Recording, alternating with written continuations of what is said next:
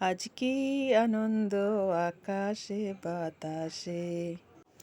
আজ আনন্দটা শুধু আকাশ আর বাতাসের মধ্যেই সীমাবদ্ধ নয়, আজ আনন্দ ছড়িয়ে পড়েছে সমুদ্রের মাঝেও।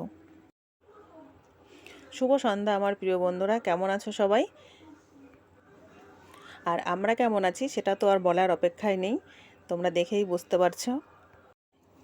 ভাগ্নে এসেছে মাসি বাড়িতে বেড়াতে। ভাগ্নেকে একটু সমুদ্র না দেখালে হয়, যেহেতু সমুদ্রটা বেশ কাছাকাছি আমাদের বাড়ি থেকে। তো এসে আর দেরি কেন, 3 ভাই বোন মিলে নেমে পড়েছে মজা করতে। ভেবেছিলাম কয়েকটা ছবি তুলব, কিন্তু ওদের আর কিসের অপেক্ষা, নেমে পড়েছে জলে মজা করতে।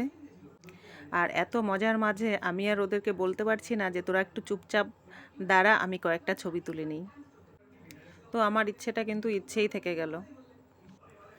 ভাগ্নে এর আগে আমাদের বাড়িতে এসেছিল 2013-এ।